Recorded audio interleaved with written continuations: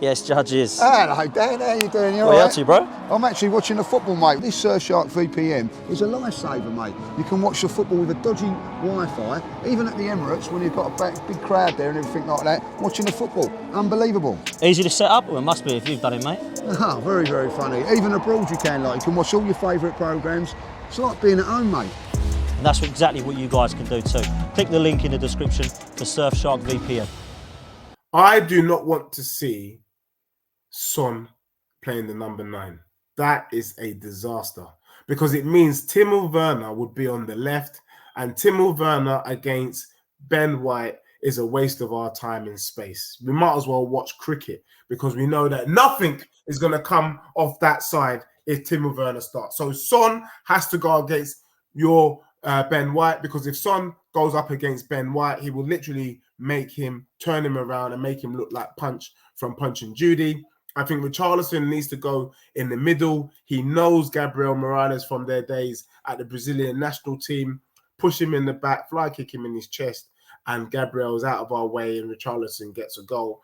And then on the left-hand side, I think we might have to go and revert back to Kulusevski in terms of brawn, but because whoever you've got at left back isn't going to stop him, to be honest. Who have you got? Tomiyasu, not good enough. Zinchenko, not good enough. Who else are you going to probably give us on the left-hand side? Whoever it is, Kivior, not good enough. So it means Kulusevski can play. It'll be Tomiyasu's all right, man. Whoever, light work. So, and then Brennan Johnson or Kule, I don't really mind. Midfield, I really want to go toe-to-toe with you guys. Finally, we will see who is the dog between Basmati Rice and Pape Sarr. I've been talking Pape Sarr all season. People have been shaking their bum for Basmati. We will see which one of those two is going to have that midfield on lock. I would like to see Bissouma up against Partey. We've been doing theories. Partey's better than Bissouma. Look, Bissouma's been stinky. I'm not going to lie to him. Too much Louis Vuitton boots, too much Cristal in the club the last 10 games means he's not played any decent football. Yes, Bissouma, I can do a better job than you, and I haven't trained in years. But I'm hoping that he steps up to the mic and takes Partey out. And then we know that the true battle on the pitch. Who is the top dog? Who is the number 1, number 10? Is it your boy Odegaard, or is it my boy Maddison? Again, Maddison has been another one that's been off form. But when the way he started the season, you would have said that Maddison would have been in your Premier League 11, definitely over Odegaard. Let's see. I think that's an even battle. I think the midfielders are pretty much even battle, my bro. Even defensively. This season, Maddison, this year, Odegaard's walked all over Maddison, though. You got to admit that. Since January, Odegaard's been one of the best attackers in the league, bro. Say that again? Odegaard. He's been one of the best attacking midfielders in the league. I think what you need to do, Dan, is you need to calm down. When you say that he's been one of the best attackers in the league in recent games, he didn't start off the season like this. He's only come. Maddison has fallen off a cliff, bro. Yeah, Maddison had a terrible injury, bro. He's recovering. Oh, I'll rate Maddison, but you can't tell me. Was Odegaard injured? Maddison, Has he been injured this season? Did he have a bad injury this season, Odegaard? No. Exactly. Couple games out. My players had terrible injuries. Maddison missed 11 Prem games, bro. And to be fair to him, he came back before his due date. Come on, bro. So that means if you come back before your due date, you might not be properly healed. Has he been better than Odegaard then? Not since he's come back. That's what I'm saying. And I like Maddison. I'm saying to you, part of the reason why he's not been better, players carry knocks, bro. I wouldn't be surprised if Saka's carrying a knock. That's why he's been so dusty these last few games. Do you know what I'm saying? But what I'm saying is, if all things being equal, Maddison is definitely levels above Odegaard. Let's just keep it real. Mate, I think Odegaard's better. And this is coming from a fan of Maddison. And I said, yeah, I think so. I think his vision is better. I think his vision is better than Maddison. Nah, Maddison is a madman. I think he's a better baller. I think he's got a baller. And this is coming from someone who rates Maddison. Do you think Odegaard would have transformed my Spurs team? Do you think he would? No, I think Spurs need a lot more than that, man. Now, the way Maddison came in and took to the Spurs squad like a duck to water, mate, you could tell he looks like he's been playing there for years. Do you think Odegaard could have done that at my club? Yeah, I think Odegaard could have done what Maddison had done at Tottenham. I'm not sure about what, that. What's Mad?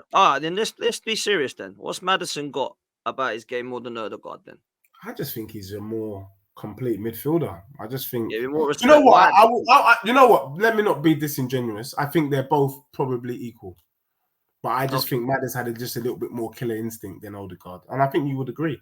Because I agreed with you, right? Because I had this debate with Arsenal fans. I wanted Maddison badly. I wanted Maddison before we got Odegaard, right? I wanted Maddison big time. I wanted him instead of Havertz. I wanted him instead of Odegaard when we first got Odegaard. Now I look at it and I'm like, yeah, do you know what? I've been muddied a bit with that statement because Odegaard's been class for the last 2 years, right? But if you look at the stats in terms of GA, Maddison's killed him in the last, let's say, 4 or 5 years at Leicester and at Spurs, right? So I always thought to myself, I've got some justification to potentially question why Odegaard hasn't got those numbers. But in the last couple of seasons, Odegaard's been killing it. And to be fair to him... But can I be real, though? Odegaard's been killing it. And look, what does Odegaard... I'm not being funny, but having played the game, one of the things... Football's also about having faith. You know, players won't come out and say it, but I'm going to come out and say it for Maddison because I know Maddison is watching this show tonight as well. When Odegaard looks to his left, he's got Martinelli or Trossard, who, arguably, when they're on form, you can say is safe pair of hands. I know Martinelli hasn't been his usual self, but 9 out of 10 times, Martinelli is a safe pair of hands. He's a good person to have on your left-hand side. And then he looks to his right, and he's got Saka. Yeah? Another safe pair of hands, quality player. So when you've got quality left and right, you have more freedom to be creative. You can do things, you can make passes without looking because you trust your flanks. Madders has come in January when he's come back. When Madders went off, before his injury, he had Son on the left, he had Richarlison up front, he had Kulusevski on the right, and it was working. And that's why we were top of the league. He's come back in 2024. When he looks to his left, he's got bloody Timo Werner who don't want the ball. Please don't give it to me. Please, because I don't want to get hurt, please. And then he's got bloody Brennan Johnson. Bruv, I'm not being funny. I don't trust those two. If I don't trust them, how is Madders? So I think Madders, part of his dip in form is because of what he's got left and right. And Son is playing out of position. Son should be on his left, but we're playing him in front of Madders, which means there's nothing because Madders likes to feed the wings, and the wings is just rubbish at Spurs. And to, dare I say, Kulusevski has been off form the whole bloody season. So I feel like you're not. If Madders was in Arsenal, you would have seen more of him this season, I reckon, because of the way that your team play. I can't even deny. I can't even say that's a mad statement, right? To say that he'd be better in an Arsenal shirt. But this season, Odegaard, he has been. And like I've been said a few times, I like Maddison. I was actually gutted that he went to Spurs, right? I weren't a little bit peeved. I was gutted. I loved this. I love this guy, right? At Leicester, I thought he was quality, creating goals and assists were there, and I just liked him. And I think his drive is really good. But you look at what Odegaard has got, and he's just got that little bit of X factor about him, man. And I just but it's easy to have an X factor when you are surrounded by quality players. I like to see Odegaard have that X factor. Let's think of a dusty team. Chelsea, they're fully dusty. Do you think Odegaard would have the X factor in that squad? No, he wouldn't. I'll ask you this instead, actually, before I get your prediction. How many of the Arsenal players would you take into the Spurs team? And I'll tell you who I would take from your Spurs team in my Arsenal team. That's the quickest way to do it, yeah? Because then we're not arguing about each position. Do you know what I'm saying? I would take maybe 3 or 4 Arsenal players. I'll take Saliba. I think Saliba has proved me wrong. He's legit. I've got no negative word to say about him. I think Basmati's done a bloody great job for you. And I'll take Partey, to be honest, because Basuma's just been in the nightclub, just breaking bottles. So I'll take Basmati, Partey, Saliba, and Martinelli hasn't been on form. Saka hasn't been on form. Saka and Kulusevski, I can't tell the difference between the two of them, to be honest. You don't have a striker, neither do we. You left 31 goals and assists is a difference, bro. What's Kulusevski got, GA-wise? Saka's got Kulusevski's 31 goals dusty. this season. Exactly. Saka radar this season. Let's not do that. Saka's been dusty by his standards. Kulusevski's dusty. Ben White, I'd rather have Porro. I'm quite happy with Porro. I'm quite happy with Vicario over Raya. Pedro Porro is better than Ben White. I'm happy with Vicario over Raya. I'll take Van de Ven over Gabriel all day long. I'll take your doggy over whoever you got left. Partey over Basuma. Basmati over Sarr.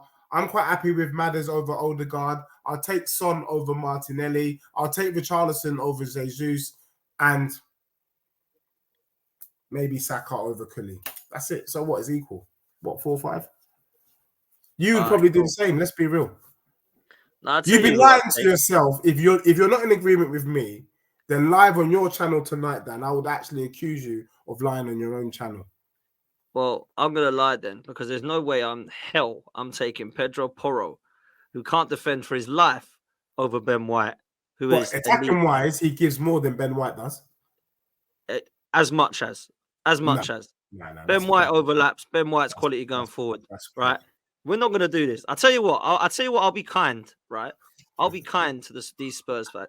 I would take a doggy at left back. We've had problems at left back, right? Can you show some respect to Van de Ven? Even if you wouldn't take him, show some respect. Yeah. I was actually going to show respect to both of your centre halves, which is surprising to a lot of Arsenal fans, because I do think Romero is a good centre half, and I do think he needs somebody like Van de Ven alongside him to keep him calm, because he's a bit rash. And if you remember, Saliba coming into this team, Gabriel was a bit rash until we got a calming head like Saliba. So I was going to big them both up. Now I would have Gabriel Saliba. You've kindly said Saliba, so I'm going to big up your centre halves. But in midfield, I think Partey, Rice, and Odegaard are the three that I would have. I'm a big fan of Maddison. If you want to drop Partey out in terms of how injury prone he's been, I'm happy to put Rice, Maddison, and Odegaard in there as the three, right? Rice, Maddison, and who? Odegaard. I'm happy to do that, right? So you wouldn't put Pape Sarr in there? Nah. Or even Bentancur? Odegaard. What about even Bentancur? What over Odegaard? Ballers, you know, Bentancur. Who's dropping out? Who's dropping out of that trio then? Odegaard. What over Bentancur? Nah, you're trolling, bro. You're trolling. Listen, man. Saka. I'm taking Son as well, obviously, because Son's quality. But that's it, man. No. Okay, let's do this. No, okay, let's do this. And I know you're legit. Richarlison over Jesus. You have to do a striker, bro. Who would be your number 9? I can't stand him. Yeah, I can't not stand him. But I'll take him this season over Jesus, because Jesus has been stinky. Right, I'll give you that. But I don't rate him. I don't actually rate him. You don't need to rate him. We're just saying who we would have. Poor, man. Jesus has been poor. He's been wasteful. And Richarlison, I think he's got more goals, right? Than Jesus. He has. So there we go. So I can't really sit there and argue. Good. But the others, nah, you're buzzing, man. But when you break it down like this, you realise that the Tottenham squad ain't that bad. No, I've never ever said that you've had a shocking squad. I think you. So I tell you why I never had you. Remember you were having this debate with me about you catching us and you were going to be in a title race. The only reason that I said no was because of your injuries and your squad depth, not your first 11. I actually rate your first 11, bro. I think it's a good first 11. But you need now to add to that in the summer, bro, if you want to go next level. So 100%. That's where I'm at, man. Listen, before we wrap up, bro, it's been fun as always. Give me your score prediction, bro, for I was going to say tomorrow, for Sunday, bro. Yeah, bro, I'm excited. I think I can't believe I'm about to say this. I think Tottenham slap up Arsenal, but I think it makes no difference. What do you mean by that? I have a feeling that the stars are aligned for your club. I think Arsenal could win the Prem.